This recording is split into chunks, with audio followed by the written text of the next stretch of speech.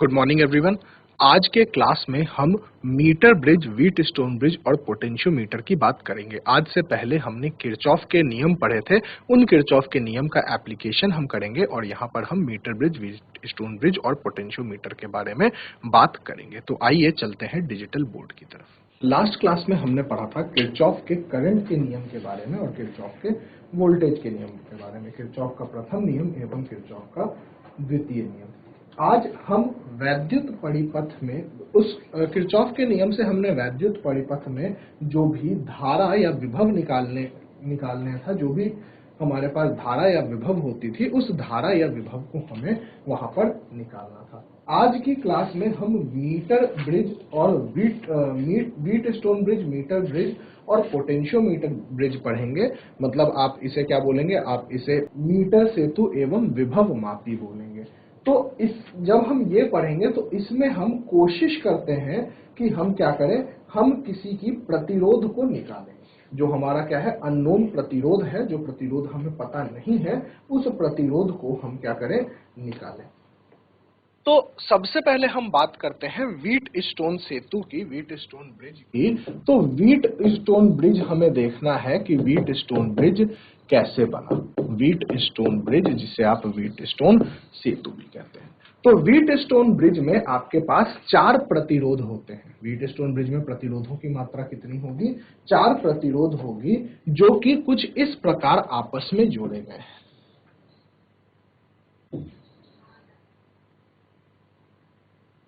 जो कि कुछ इस प्रकार आपस में क्या किए गए हैं, जोड़े गए हैं। और बीच में आपने क्या लगा दिया है, एक गैल्वेनोमीटर लगा दिया।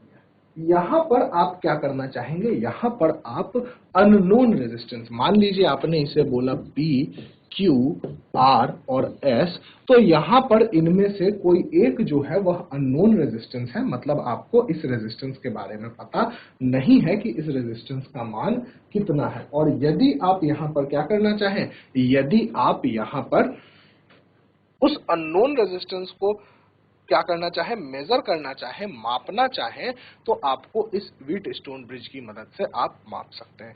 यहां पर यदि हम एक क्या लगा दें, बाहरी वैद्युत सेल लगा दें, तो इस वैद्युत सेल के कारण इसमें क्या होगी, वैद्युत धारा बहेगी। ऑब्वियस सी बात है कि यदि हम किसी प्रतिरोधों के संयोजन में यदि हम वैद्युत सेल लगाएं तो उन प्रतिरोधों में क्या होगी, उन प्रतिरोधों में वैद्युत धारा बहेगी। तो ये जो वैद्युत धारा बहेगी, वह वैद्युत धारा क्या होगी, वह वैद्युत धारा मान के चलिए कि बट जाएगी। यहां से वैद्युत धारा I आ रही थी, ये हमने माना कि वैद्युत धारा I1 इधर P में चली गई और वैद्युत धारा I2 जो है वह कहां चली गई, Q में चली गई। तो आप यदि बात करें तो आपके पास क्या हो जाएगा, आपके पास हो जाएगा कि I1 और I2। अब यदि हम बैलेंस्ड कंडीशन की बात करें, व्हीट स्टोन ब्रिज में एक क्या होता है, बैलेंस्ड कंडीशन होता है। जिस बैलेंस्ड कंडीशन की आप बात करेंगे तो बैलेंस्ड कंडीशन में हम बोलते हैं कि Ig बराबर 0 है। मतलब हमने यहाँ पे कोई एक धारा Ig मान ली, जिसको कि हमने बैलेंस कंडीशन में क्या मान लिया, 0 मान लिया। और यदि आपने बैलेंस कंडीशन में Ig बराबर 0 माना है तो आपके पास जो सूत्र आता है, जो आपके पास व्हीट स्टोन सेतु का सूत्र आता है, वह आता है P/Q बराबर R/S। ये एक समीकरण है। अब P, Q, R और S में से कोई भी जो है वह अननोन रेजिस्टेंस हो सकता है। P, Q, R, S में से कोई भी जो है वो क्या हो सकता है, अननोन रेजिस्टेंस हो सकता है। तो कोई भी, मान लीजिए आपने क्या बोला, आपने बोला कि S जो है वो हमारा क्या है, अननोन रेजिस्टेंस है। तो आप S निकालने के लिए क्या करेंगे, तो आप बोलेंगे S बराबर R इंटू Q/P। तो यहां से यदि 4 में से कोई एक अननोन रेजिस्टेंस हो तो उस अननोन रेजिस्टेंस, अननोन प्रतिरोध का मान आप क्या कर सकते हैं, मान आप निकाल सकते हैं। तो यह हमारा व्हीट स्टोन सेतु था। व्हीट स्टोन सेतु किस लिए इस्तेमाल किया जाएगा, तो व्हीट स्टोन सेतु इस्तेमाल किया जाएगा किसी अननोन रेजिस्टेंस को, अननोन प्रतिरोध को मापने के लिए।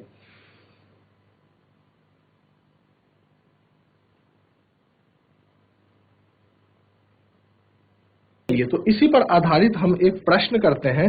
ये बोल रहा है कि यहाँ पर कोई एक ऐसा अरेंजमेंट है जिसमें 5 प्रतिरोध कुछ इस प्रकार लगाए गए हैं। यहाँ पर 5 प्रतिरोध कुछ इस प्रकार लगाए गए हैं और इसमें बाहरी एक वैद्युत सेल लगाई गई है जिसकी वैद्युत वाहक बल जो है वह 6 वोल्ट है। ठीक है, यदि हम इन प्रतिरोधों की बात करें तो यहाँ 15, यहाँ 30, यहाँ 3 और यहाँ 6।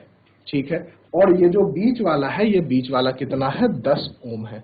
तो आपसे पूछा जा रहा है कि यहाँ पर I1 धारा इधर बह रही है और I2 धारा इधर बह रही है, तो I धारा यहां से आ रही होगी। तो आपसे पूछा जा रहा है कि धारा I1 का मान कितना होगा और धारा I2 का मान कितना होगा। धारा I1 का मान कितना होगा और धारा I2 का मान कितना होगा। ठीक है, 2 मिनट का समय है। धारा I1 और I2 का मान बतलाएं। यदि आपका मान आ जाए तो आप इसे चैट सेक्शन में बतला सकते हैं।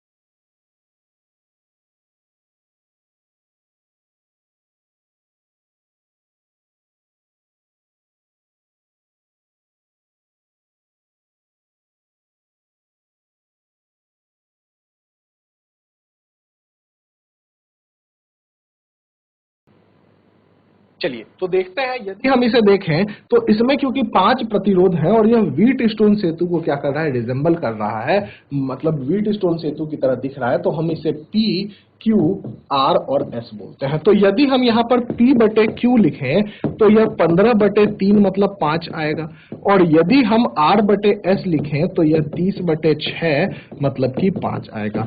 तो हमें क्या पता चला, हमें पता चला कि P बटे Q बराबर R बटे S है। मतलब यहाँ जो 10 ओम का प्रतिरोध है, या 10 ओम के प्रतिरोध में कोई भी धारा नहीं बहेगी। तो अब आप इस सर्किट को कैसा बना सकते हैं, अब आप इस सर्किट को ऐसा बना सकते हैं। ठीक है, यहां से हमने क्या लगा दिया, एक 6 वोल्ट का, ये आपका 15 और ये 3, ये 30 और ये 6। यदि आप यहां पर तुल्य प्रतिरोध निकालें, यदि जो हमने ये नया सर्किट बनाया है उसका तुल्य प्रतिरोध निकालें, तो गौर कीजिएगा कि ये ऊपर जो 15 और 3 है यह क्या है, श्रेणी क्रम संयोजन में है, और नीचे जो 30 और 6 है यह भी श्रेणी क्रम संयोजन में है, और यह क्या हो गया, 18 और 36। यहां पर आपका जो विभव है, जो विभव का ये है, वो आपके कितना दिया हुआ है मान, 6 वोल्ट दिया हुआ है वैद्युत सेल का विभव। यदि हम 18 और 36 का भी समांतर क्रम संयोजन करें तो यह अब क्या हो जाएगा, यह आपके पास हो जाएगा 12 ओम। 18 और 36 का समांतर क्रम संयोजन क्या हो जाएगा, 12 ओम हो जाएगा, और यहां पर यह 6 वोल्ट हो जाएगा। तो आपके पास R और V का मान जो है वह आ गया, R और V का मान आ गया। तो आप V बराबर I R करके क्या कर सकते हैं, I का मान निकाल सकते हैं। तो यदि आप देखें तो आपके पास क्या होगा, आपके पास होगा I बराबर V बटे R। V का मान आपने 6 रखा है, R का मान 12 रखा है, मतलब यह 0.5 एम्पियर होगा। यह जो मान 0.5 एम्पियर आ रहा है वह कितना आ रहा है, 0.5 एम्पियर आ रहा है। मतलब यहाँ जो ये I धारा बह रही है यह किसके बराबर होगी, यह 0.5 एम्पियर के बराबर होगी। यह जो धारा है किसके बराबर होगी, 0.5 एम्पियर के। लेकिन यहाँ पर सवाल में हमसे क्या पूछा गया है, सवाल में हमसे पूछा गया है कि आप I1 और I2 का मान निकालें। 2 मिनट के लिए इस प्रश्न को कॉपी कर लें, फिर हम इसे आगे बढ़ेंगे। I1 और I2 का मान निकालने, अभी तक हमने सिर्फ क्या निकाला है, पूर्ण धारा निकाली है। जो I का मान है उस I के मान को निकाला है। 2 मिनट का समय है, आप इस प्रश्न को कॉपी करें, फिर हम देखेंगे कि हमें I1 और I2 का मान कैसे निकालना है।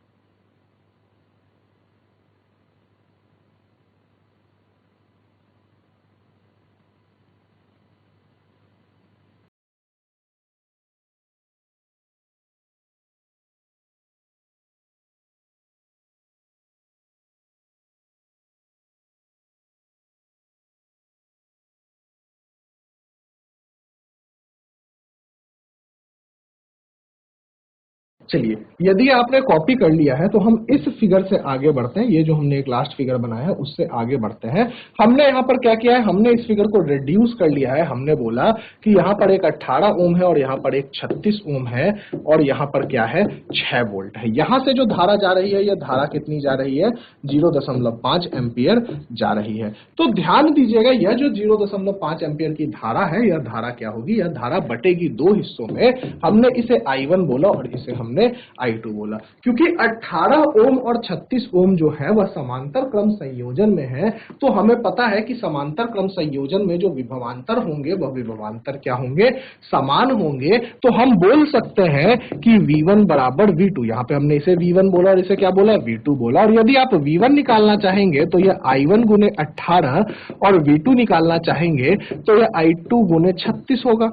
तो यहां से आपको एक चीज पता चल जाएगी कि I1 बराबर 2I2। I1 का मान क्या होगा, दोगुना होगा I2 से। ऐसे भी हम देखें तो हमें यह कॉमन मतलब बेसिक सी चीज है कि यदि प्रतिरोध ज्यादा हो तो धारा जो होगी वो कम होगी, और यदि प्रतिरोध कम हो तो धारा जो होगी वो क्या होगी, ज्यादा होगी। तो चूंकि यहाँ 18 ओम में प्रतिरोध जो है वो प्रतिरोध कम है, इस कारण से I1 का मान क्या होगा, I2 से ज्यादा। और अगर आप रेशियो अनुपात भी देखें तो आपके पास जो प्रतिरोधों का अनुपात है वह क्या है, 1/2 है।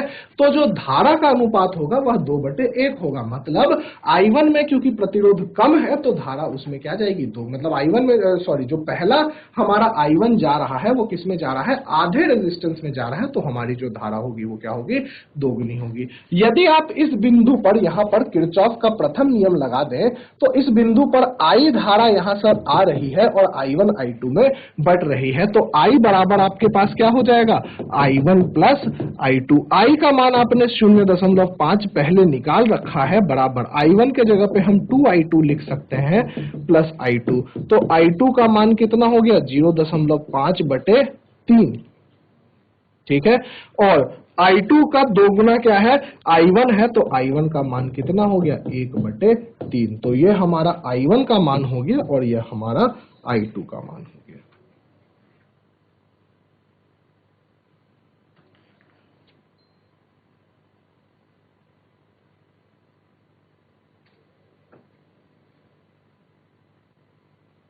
तो यहां पे हमने I1 और I2 का जो मान है वो I1 और I2 का मान हमने निकाल लिया।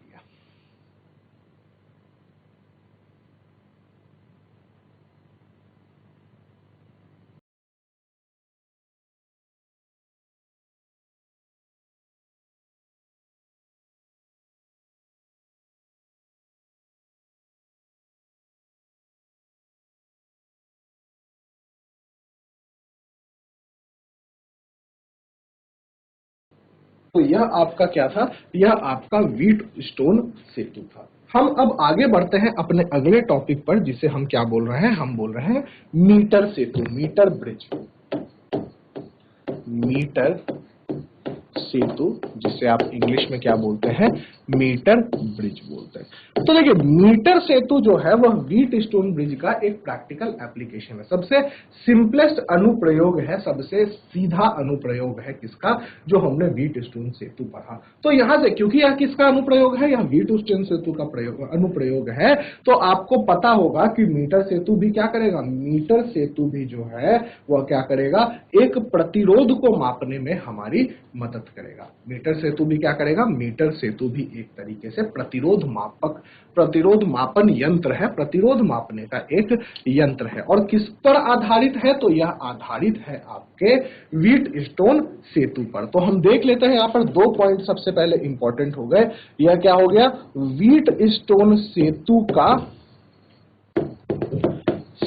का यह क्या है, अनुप्रयोग है, एप्लीकेशन है। ये क्या है, एप्लीकेशन है। और दूसरी चीज जो हमने देखी वह क्या करेगा, यह करेगा कि प्रतिरोध मापन यंत्र है, प्रतिरोध मापन यंत्र है, रेजिस्टेंस मेजरिंग डिवाइस है। तो मीटर सेतु से भी हमें क्या करना है, प्रतिरोध मापना है। लेकिन यहां पर हमें क्या करना है, यहां पर हमें प्रतिरोध, जो हमारा प्रतिरोध है उसकी कुछ ना कुछ क्या होती है, लंबाई से। हमने पहले भी पढ़ रखा है कि प्रतिरोध जो है वह लंबाई पर निर्भर करेगा। तो प्रतिरोध और लंबाई के बीच में क्या है, कोई रिलेशनशिप है, कोई संबंध है, उस संबंध का इस्तेमाल करते हुए हमें यहाँ पर क्या करना है, हमें यहाँ पर प्रतिरोध मापना है। तो देखिए हम प्रतिरोध मापने के लिए क्या करेंगे, हम सबसे पहले यहाँ पर दो टुकड़े आपके किसके हो गए, यहाँ पर ऐसे कुछ टुकड़े आपने रख दिए,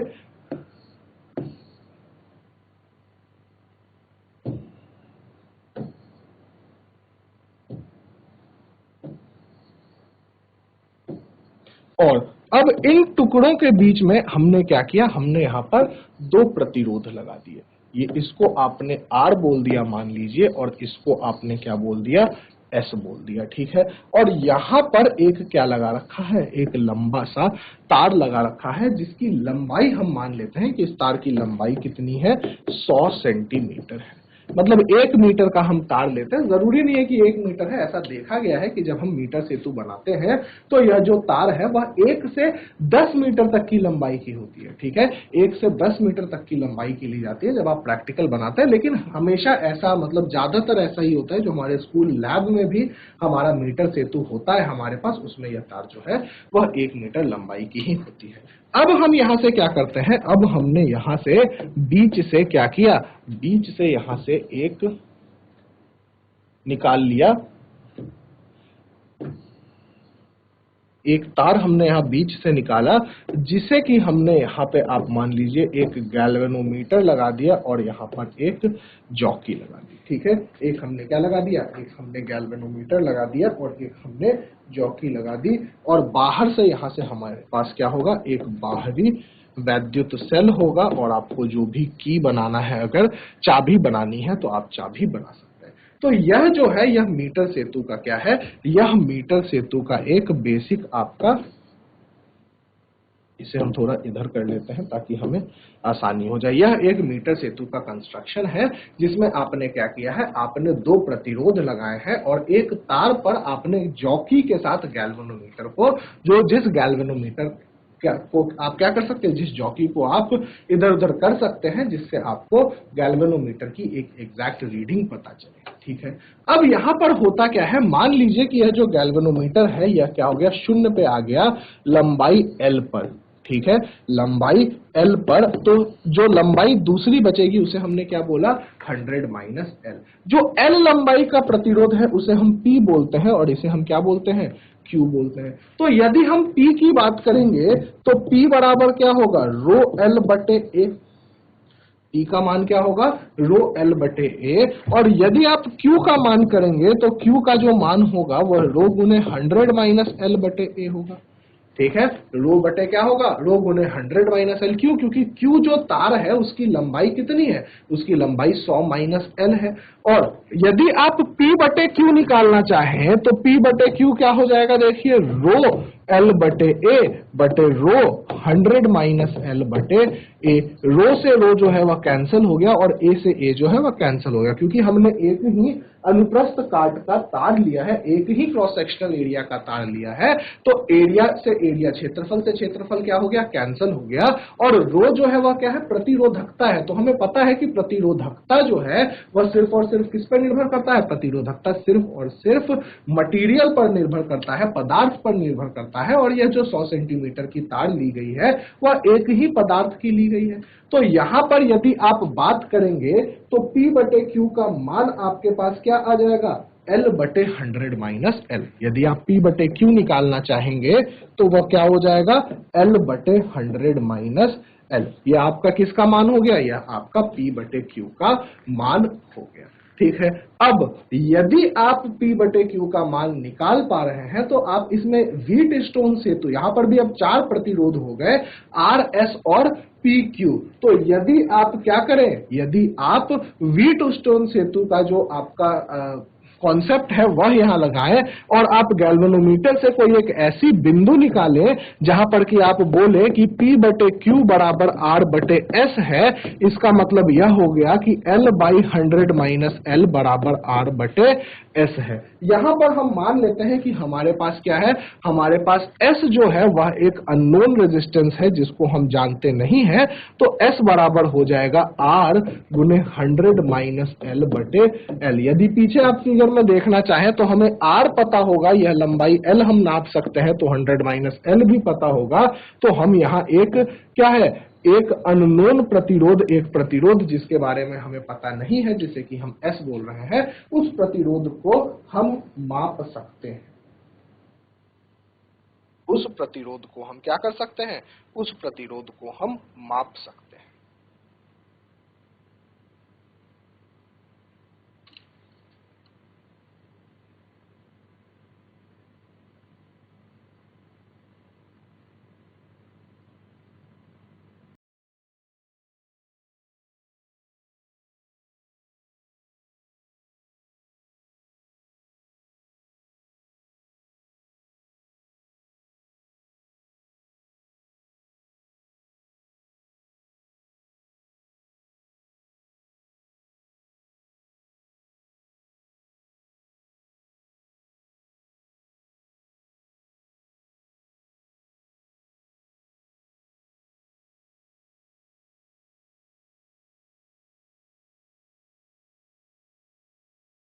चलिए, तो मीटर ब्रिज पर आधारित हम एक प्रश्न करते हैं। बेसिक सा प्रश्न है, ठीक जैसा अभी हमने मीटर ब्रिज किया उसी पर आधारित। यहाँ पर बोला जा रहा है कि यहाँ पर एक प्रतिरोध X है और एक प्रतिरोध 4 ओम है, जबकि यहाँ पर जो तार है उस पर 100 सेंटीमीटर की एक तार है, जिस पर गैल्वेनोमीटर जो है वह 60 सेंटीमीटर पर क्या कर रहा है, 60 सेंटीमीटर पर नल डिफ्लेक्शन दिखला रहा है। उसमें जो धारा है वह क्या है, 0 है। और 5 वोल्ट का जो है वो आपको यहाँ पर वैद्युत सेल लगाया गया है। तो आपसे सबसे पहले पूछा जा रहा है कि X का मान बतलाएं। जो आपका X है, X का मान बतलाएं।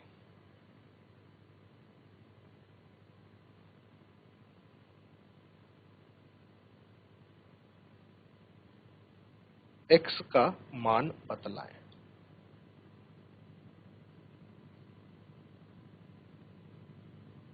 यदि आपका आंसर आ जाए तो आप चैट सेक्शन में बतला सकते हैं X का मान।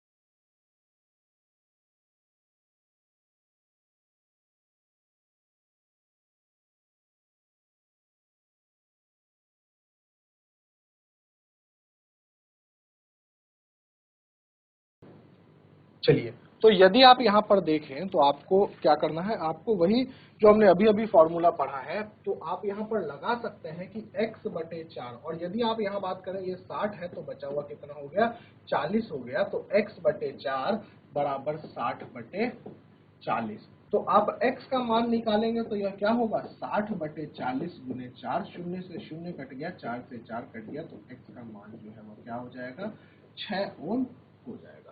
तो इसी प्रकार से मीटर सेतु से आप क्या कर सकते हैं, मीटर सेतु से आप अननोन रेजिस्टेंस, जो आपका प्रतिरोध जिसके बारे में आपको पता नहीं है, उसका प्रतिरोध आप बतला सकते हैं।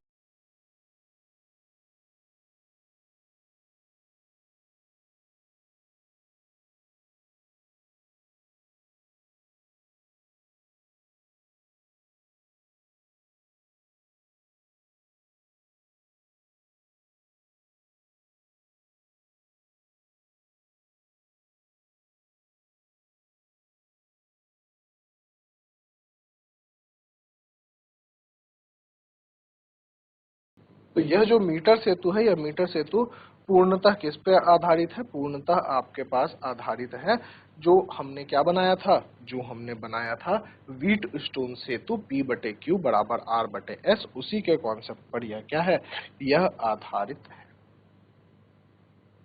चलिए, तो एक और प्रश्न हम करते हैं यहाँ पर इन्हीं दोनों व्हीटस्टोन सेतु या फिर मीटर ब्रिज के मीटर सेतु के आधार पर। यहाँ पर हमें दिया गया है कि यहाँ पर कुछ प्रतिरोध हैं, 3 प्रतिरोध हैं, 1, 5 और 4 के। 1 ओम, 5 ओम और 4 ओम के यहाँ पर हमारे पास क्या है, प्रतिरोध है। और यदि आप इसके समांतर क्रम में कुछ लगाएंगे तो आप यहाँ पर इसमें एक 2 ओम समांतर क्रम में आपको प्रतिरोध दिया गया है और यहाँ पर एक 2 ओम में और समांतर क्रम में आपको प्रतिरोध दिया गया है। ठीक है, बाहरी जो आपने क्या लगाया है, वैद्युत सेल लगाया है, उसकी वोल्टता आपको दी गई है 4 वोल्ट। उसकी वोल्टता आपको दी गई है 4। तो आपसे पूछा जा रहा है कि बैटरी से निकलने वाली वैद्युत धारा या बैटरी से ली गई वैद्युत धारा, मान लीजिए यहाँ से बैटरी से एक वैद्युत धारा I निकल रही होगी, तो आपको यहाँ इस I का मान बतलाना है। तो प्रयास कीजिए इस क्वेश्चन का, थोड़ा अच्छा क्वेश्चन है। तो आपको 2 मिनट का समय दिया जा रहा है इस प्रश्न को सॉल्व करने का। यदि किसी का आपको आंसर आ जाए तो आप इसे चैट सेक्शन में बतलाएं।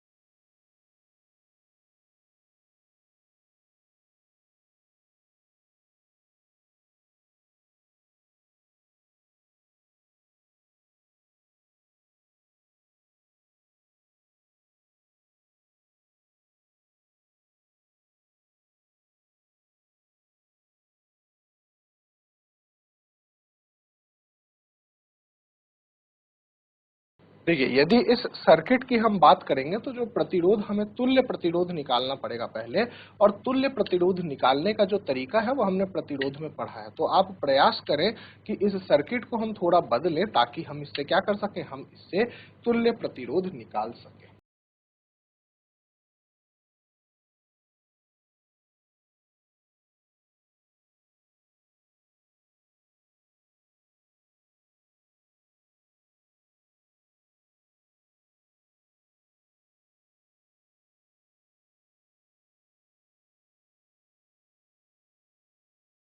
तो देखिए, सबसे पहले तो हम इसे तुल्य प्रतिरोध निकालने का कोशिश करते हैं और इस सर्किट को बदलते हैं। तो देखिए, यहाँ पर यदि हम इस बिंदु को A बोले तो यह बिंदु जो है वह, और इस बिंदु को हम क्या बोल लेते हैं, B बोल लेते हैं। तो यहाँ पर हमारे पास 2 बिंदुएं और हैं, एक C है और एक क्या है, D है। तो यदि हमें पता है कि यदि हमें 4 बिंदुएं हैं हमारे पास अलग अलग विभव के, तो हम इसे क्या कर सकते हैं, A, B, C और D हम इसे क्या कर सकते हैं, बना सकते हैं। यहाँ पर टोटली यह जो A, B, C, D है, यह बनाने का कोई ये नहीं है कि आपको B यहीं रखना है या आपको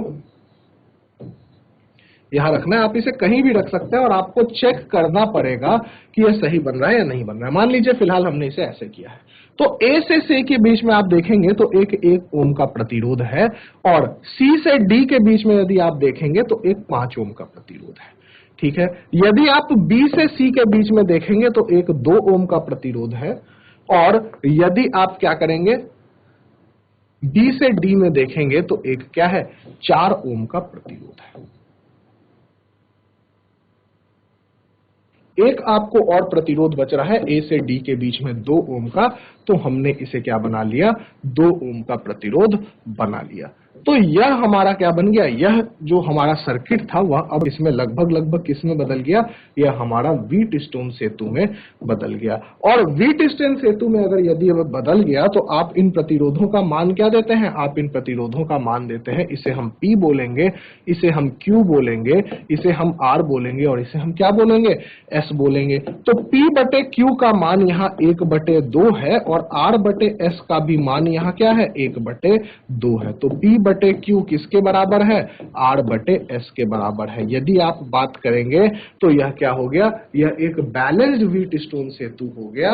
यह जो व्हीट स्टोन सेतु है यह क्या है, बैलेंस्ड है। तो इस सीडी का यह जो प्रतिरोध यहाँ पर 5 ओम का बनाया गया है, इस 5 ओम के प्रतिरोध का कोई भी जरूरत हमें नहीं है। तो यदि अब आप इसे बनाना चाहें तो आप इसे कुछ ऐसा बना सकते हैं। यह जो फिगर बनेगा वह अब ऐसा बनेगा,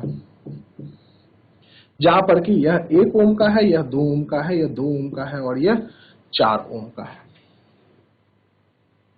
पहले आप इसे कॉपी कर लें, फिर हम आगे बढ़ेंगे। यहाँ पे हमने क्या किया है, यहाँ पे हमने सबसे पहले यह जो भी आपका परिपथ है, वैद्युत परिपथ है, वैद्युत परिपथ को हमने व्हीटस्टोन सेतु के अरेंजमेंट में बदल लिया है। और उसके बाद हमने बोला कि चूंकि यह क्या है, यह बैलेंस्ड व्हीटस्टोन सेतु है, तो इसके जो बीच वाले बाह होगा, बीच वाला जो बाह है यहाँ पर 5 ओम का, उसमें कोई भी वैद्युत धारा नहीं जाएगी, उसमें कोई भी वैद्युत धारा नहीं जाएगी। इस कारण से उसे हमने हटा दिया और अब वैद्युत परिपथ में मात्र 4 प्रतिरोध बचे, 1, 2, 2 और 4, जो कि आपके विभवांतर जो भी दिया हुआ है आपका, मेरे ख्याल से विभवांतर यहाँ क्या दिया हुआ है, 4 वोल्ट दिया हुआ है।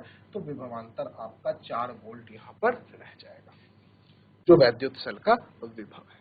अब आपको क्या बतलाना था, आपको धारा आई बतलानी थी। तो धारा आई बतलाने के लिए आपको सबसे पहले क्या करना पड़ेगा, सबसे पहले आपको तुल्य प्रतिरोध निकालना पड़ेगा। और तुल्य प्रतिरोध निकालने के लिए आपको क्या करना पड़ेगा, यहाँ पर 1, 2, 2 और 4, तो 1 और 2 आपके श्रेणी क्रम में है, 2 और 4 आपके श्रेणी क्रम में है। तो अब यह जो बन गया वह 6 और 3 का जो है वह समांतर क्रम बन गया। और यहाँ पर आपके पास क्या हो गया, एक 4 वोल्ट की वोल्टता आ गई। यदि आप 3 और 6 का भी तुल्य प्रतिरोध निकालेंगे तो 1 बटे आर किसके बराबर होगा, 1 बटे 3 प्लस 1 बटे 6। यदि एलसीएम ले लें तो यह 6 हो जाएगा, 2 प्लस 1 हो जाएगा, तो यह 1 बटे 2 आएगा। मतलब आर का मान कितना आ गया, 2। तो अब जो हमारे पास सर्किट बची वह कितने की बची, 2 ओम हमारे पास तुल्य प्रतिरोध है, 4 वोल्ट हमारे पास वोल्टता है। तो V बराबर आई आर होगा, तो I बराबर V बटे आर होगा, मतलब 4 बटे 2, मतलब 2 एम्पियर की धारा जो है वह 2 एम्पियर की धारा यहां से। तो हमें सबसे पहले इसमें क्या करना था, क्योंकि ये इसमें क्या है, ये सवाल हम तुल्य प्रतिरोध में भी कर सकते थे, लेकिन तुल्य प्रतिरोध में इसलिए नहीं किया क्योंकि यहाँ पर एक नए तरीके का हमने क्या पढ़ा, नए तरीके का एक सर्किट पढ़ा जिसे हमने व्हीटस्टोन सेतु बोला।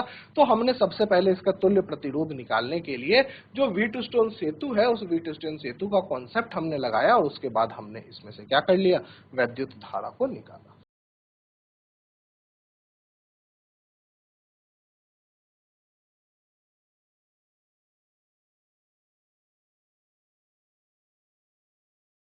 इस प्रश्न को जल्दी से कॉपी कर लें, फिर हम आगे बढ़ेंगे।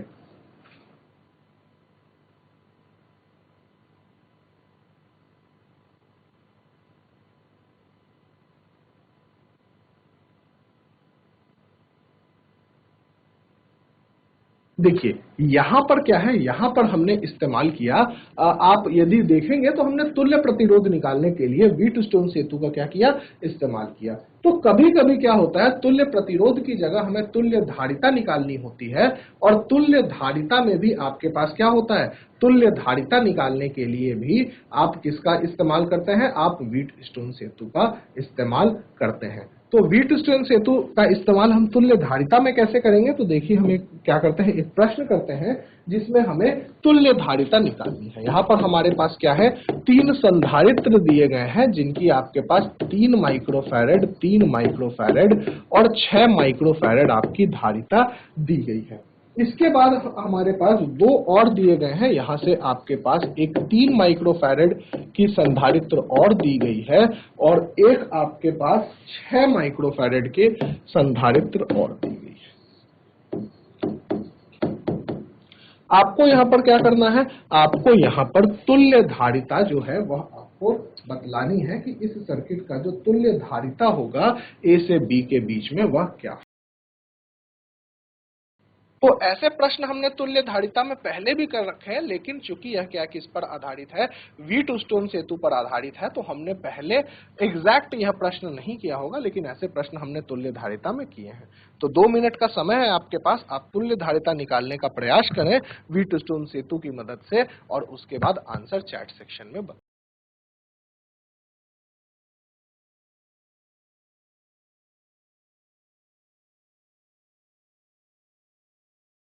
देखिए, यदि हमें यहाँ पर तुल्य धारिता निकालनी है तो हमें क्या करना पड़ेगा, हमें सबसे पहले पॉइंट्स मानने पड़ेंगे। तो यह जो पॉइंट है यह हमारा ए कहला रहा है, यह पॉइंट हमारा सी कहलाएगा, यह पॉइंट हमारा डी कहलाएगा और यह पॉइंट हमारा बी कहलाएगा। तो फिर से हमारे पास जो हमारे पास है वो क्या है, यह 4 पॉइंट है, ए, बी, सी और डी। तो यदि आप देखें ए से सी के बीच में आपके पास एक 3 माइक्रोफैरेड धारिता की संधारित्र लगी हुई है। सी से डी के बीच में आपके पास एक 3 माइक्रोफैरेड संधारित्र की धारिता की संधारित्र लगी हुई है। बी से डी में एक 6 माइक्रोफैरेड धारिता की संधारित्र लगी हुई है। मतलब हमने यह 3 और यह 6 को लगा लिया। बी से सी के बीच में एक 6 माइक्रोफैरेड की संधारित्र लगी हुई है। तो यहां पर हम इसे क्या कर दें, 6 माइक्रोफैरेड। और ए से डी के बीच में एक 3 माइक्रोफैरेड लगी हुई है। मतलब यहां पर हमने क्या कर दिया, 3 माइक्रोफैरेड लगा दिया।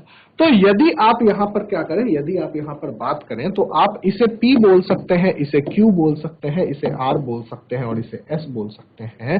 तो P बटे Q का मान जो है वह 3/6 मतलब 1/2 है, और R बटे S का भी मान यदि आप देखें तो 3/6 या फिर 1/2 है। तो P बटे Q बराबर क्या हो गया, R बटे S हो गया।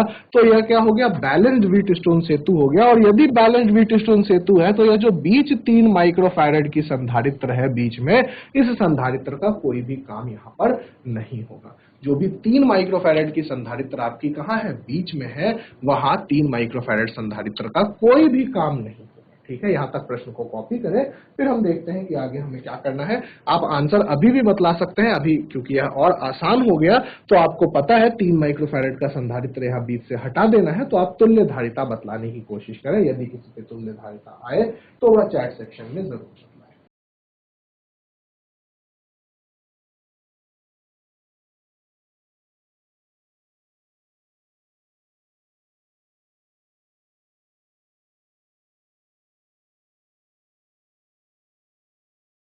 चलिए, तो बात करते हैं अब यह क्या बचा। यहां पर हमारे पास बचा एक 3 माइक्रोफैरेड और एक 6 माइक्रोफैरेड और एक 3 माइक्रोफैरेड और एक 6 माइक्रोफैरेड, ऐसा कुछ हमारे पास सर्किट बचा। यह बी कहला रहा है और यह ए कहला रहा है। यह 3 है, यह 6 है, यह 3 है और यह 6 है। यदि इन 3 और 6 की बात करें तो यह श्रेणी क्रम में है, और यह 3 और 6 की बात करें तो श्रेणी क्रम में है। और श्रेणी क्रम में आपको पता है कि 1/c बराबर क्या होता है, 1/3 प्लस 1/6। तो यदि आप एलसीएम ले लें यहाँ पर तो यह 6 हो जाएगा, यह 2 प्लस 1 मतलब ये 3/6 हो जाएगा, मतलब 1/2 हो जाएगा। तो C जो आपका तुल्य धारिता है वह 2 ओम हो जाएगी। मतलब अब यहाँ पर जो सर्किट बच रहा है, जो हमारे पास,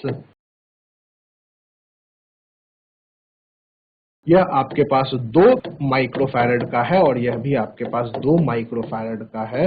तो यहां पर अब आप अगर तुल्य धारिता निकालें तो यह 2 प्लस 2, क्योंकि यह दोनों अब समांतर क्रम में है और समांतर क्रम में धारिताओं को क्या कर दिया जाता है, सीधे जोड़ दिया जाता है। तो जो तुल्य धारिता आ रही है वह तुल्य धारिता 4 माइक्रोफैरेड के बराबर आ रही है।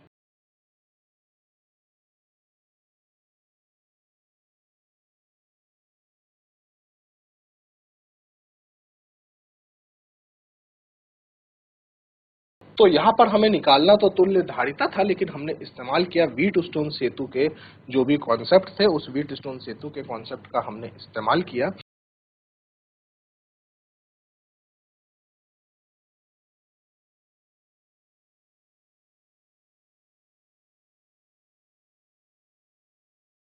चलिए, तो यदि आपने कॉपी कर लिया है तो हम अपने अगले प्रश्न पर बढ़ेंगे। इसे जल्दी से कॉपी कर लीजिए, यदि किसी का कॉपी नहीं हुआ है तो आप इसे कॉपी कर लें।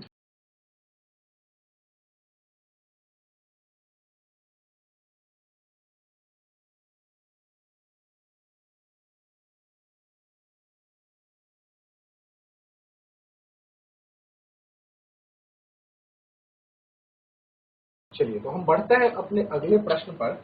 अगले प्रश्न में हमें यहाँ बोला जा रहा है कि हमारे पास एक मीटर सेतु है।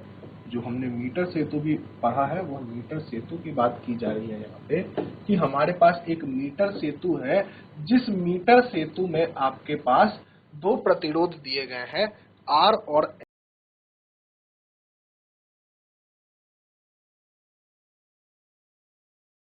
और यहाँ ये एक जॉकी लगाई गई है। ठीक है, बाहर से कोई एक ईएमएफ ई लगा दिया गया होगा और एक, यदि आप चाबी लगाना चाहें तो एक चाबी लगा सकते हैं। ये हमारे पास मीटर सेतु है। यहाँ बोला जा रहा है कि यदि S का मान 12.5 हो, यदि S का मान 12.5 हो, तो यह जो दूरी है, यह पॉइंट A बोला जा रहा है और इसे पॉइंट B बोला जा रहा है, तो यह जो दूरी है पॉइंट A से जो दूरी है वह दूरी आपको दी गई है 39.5 सेंटीमीटर। 39.5 सेंटीमीटर। तो पूछा जा रहा है कि आप क्या करें, आप R का मान बदलें। आप क्या करें, आप R का मान बदलें। प्रथम प्रश्न यह पूछा जा रहा है कि यदि S का मान 12.5 दिया गया है, तो आपके पास क्या है, आपके पास यह बैलेंस हो रहा है 39.5 सेंटीमीटर में, तो R का मान बदलाएं। सबसे पहला जो प्रथम प्रश्न है वो प्रथम प्रश्न यही पूछा गया है। ठीक है, यदि किसी का उत्तर आए तो आप चैट सेक्शन में जरूर बतलाएं।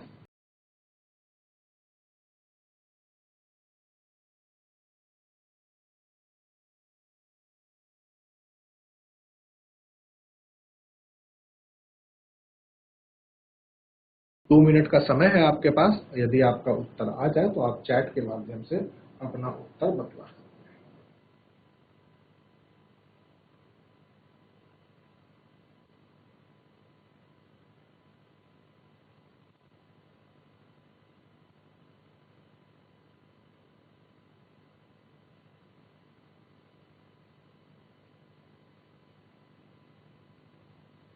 यह मीटर सेतु के सिद्धांत पर आधारित है। मीटर सेतु के सिद्धांत से जो सूत्र आया था, तो वो सूत्र आप लिख सकते हैं यहाँ पर कि R/S बराबर L/100 - L।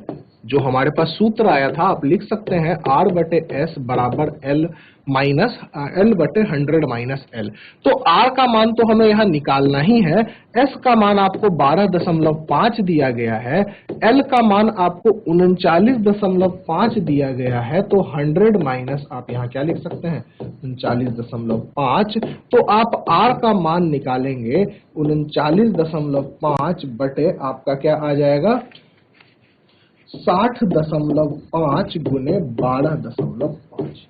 यह आपका क्या आ जाएगा, यह आपका R का मान आ जाएगा, जो कि लगभग 8.16 ओम के बराबर होगा। यह किसके बराबर होगा, 8.16 ओम के बराबर होगा। तो यह सीधे आपका जो मीटर सेतु का सिद्धांत है, मीटर सेतु में हमने एक सूत्र निकाला है मीटर सेतु के सिद्धांत से, वह सूत्र को लगा देना था। और एक आपके पास क्या है, अननोन प्रतिरोध है, जिस प्रतिरोध के बारे में आप नहीं जानते हैं वह प्रतिरोध आपको निकालना था।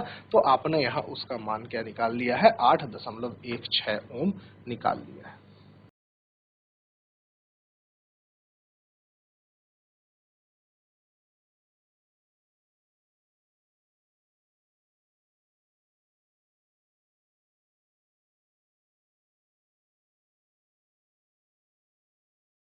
व्हीटस्टोन सेतु और मीटर सेतु से अक्सर ऐसा देखा गया है कि एक प्रश्न जरूर ही पूछा जाता है। आप बात करें यदि बोर्ड एग्जाम की या फिर नीट एग्जाम की, तो एक प्रश्न की संभावना बहुत ज्यादा रहती है आपकी व्हीटस्टोन सेतु और मीटर सेतु से पूछे जाने।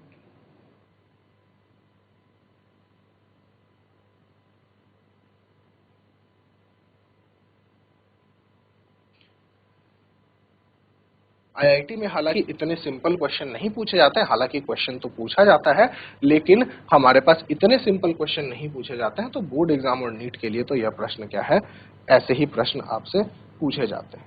और यह इनफैक्ट यह जो प्रश्न है यह एनसीईआरटी का प्रश्न है, जो एनसीईआरटी किताब है, इस एनसीईआरटी में यह प्रश्न दिया गया है।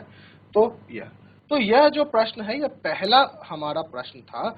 इसी प्रश्न में बोला जा रहा है कि यदि आप R और S को बदल दें, दूसरा प्रश्न समझिएगा, यदि आप R और S को बदल दें, यदि आप R और S को बदल दें, तो आपके पास संतुलन बिंदु क्या होगा, नया संतुलन बिंदु क्या होगा। मतलब यह बोल रहे हैं कि इसी मीटर सेतु में आप क्या कर दें, इसी मीटर सेतु में, अब चूंकि आपको R का भी मान पता है और S का भी मान पता है, तो आप यहां अब लगा दें S और यहां अब लगा दें R।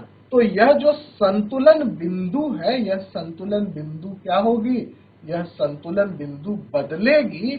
तो अब आपको बतलाना है कि यह संतुलन बिंदु कितनी है, मतलब अब आपको L का मान निकाल देना है। ठीक है, सूत्र वही रहेगा, लेकिन आपको अब क्या करना है, L का मान निकालना है। और सूत्र में ध्यान दीजिएगा, पहले R बटे S था, तो अब यह S बटे R होना चाहिए। ठीक है, तो यहां पर प्रश्न फिर से समझिएगा कि यदि R और S की जगह को बदल दिया जाए, यदि R और S की जगह को, यह L को भी हम L डैश बोल देते हैं ताकि आपको कंफ्यूजन ना हो, यदि R और S की जगह को बदल दिया जाए तो नया संतुलन बिंदु क्या होगा। यदि R और S की जगह को बदल दिया जाए तो नया संतुलन बिंदु क्या होगा। यदि किसी का भी उत्तर आए तो आप चैट के माध्यम से बतला सकते हैं।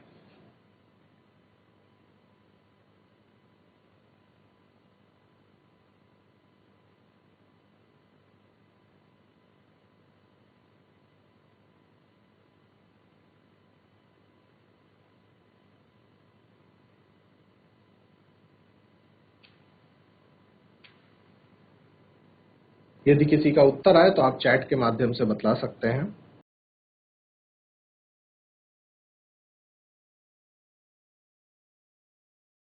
देखिए, यदि हम इसे सॉल्व करें, मीटर सेतु का सूत्र लगाना चाहें, तो S बटे R बराबर जो होगा वह L डैश बटे 100 माइनस L डैश होगा। ठीक है, S का मान तो हमें 12.5 दिया गया है और R का मान हमने अभी 8.16 माना था, और इसे यदि आप L डैश बटे 100 माइनस L डैश के बराबर रखेंगे, यहां से आपको क्या करना है, यहां से आपको L डैश का मान निकालना है। तो यहां से यदि आप L डैश का मान निकालेंगे तो आपको क्या कर देना पड़ेगा, क्रॉस मल्टीप्लाई करना पड़ेगा। तो आप इसे ऐसा भी लिख सकते हैं, 8.16 बटे 12.5 बराबर 100 माइनस एल डैश बटे एल डैश। इससे फायदा यह होगा कि हमारे पास क्या हो जाएगा, हमारे पास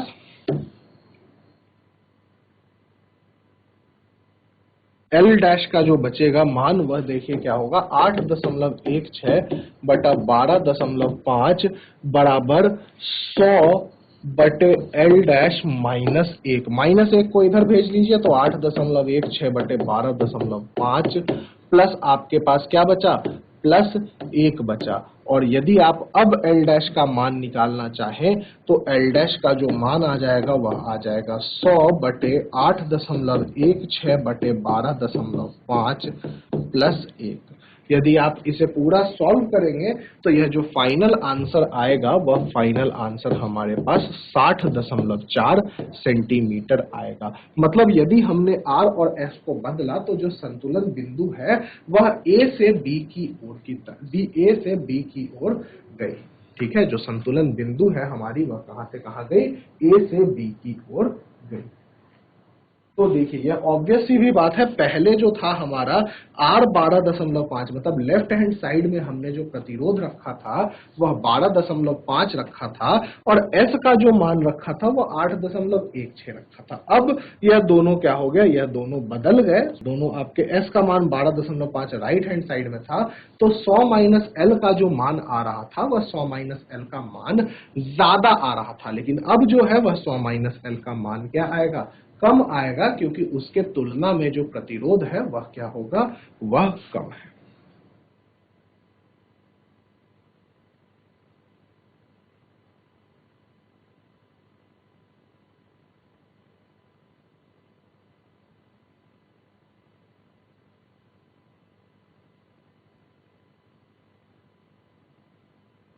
तो जो व्हीटस्टोन सेतु का सिद्धांत है, वह व्हीटस्टोन सेतु का सिद्धांत जो है वह एक बेसिक सा सिद्धांत है जिसे हम तुल्य प्रतिरोध और तुल्य धारिता निकालने के लिए भी हम क्या करते हैं, तुल्य धारिता निकालने के लिए भी हम इस्तेमाल करते हैं। व्हीटस्टोन सेतु पर ही आधारित हमने मीटर ब्रिज देखा, जिसमें जो सूत्र आ रहा है वह सूत्र हमारा सेम ही आ रहा है। ठीक है, ध्यान दीजिएगा कि यहाँ पर हमने क्या किया है, इसमें लंबाई से हमने चीजों को क्या किया है, रिलेट किया है। लंबाई से रिलेट करने के लिए हमने क्या किया है, जो प्रतिरोध का सूत्र था R बराबर रो L बटे A, उसकी मदद ली है। व्हीटस्टोन सेतु और मीटर स्टोन सेतु पर बेसिक जो प्रश्न है वह बेसिक प्रश्न ऐसे ही होते हैं। ठीक है, इससे ज्यादा बेसिक प्रश्न आपके पास नहीं हो सकते हैं।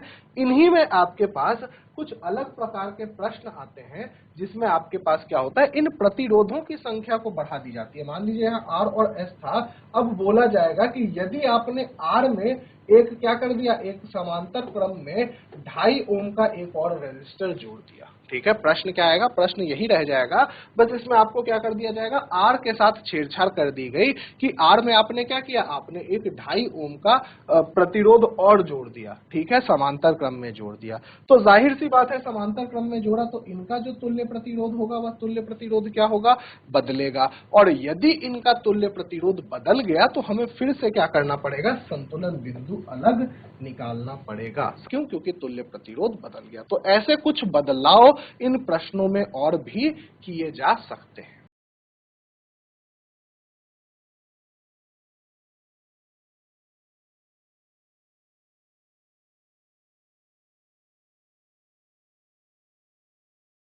तो आज की क्लास में हमने व्हीटस्टोन सेतु एवं मीटर सेतु के बारे में पढ़ा और उन पर आधारित कुछ प्रश्न देखे।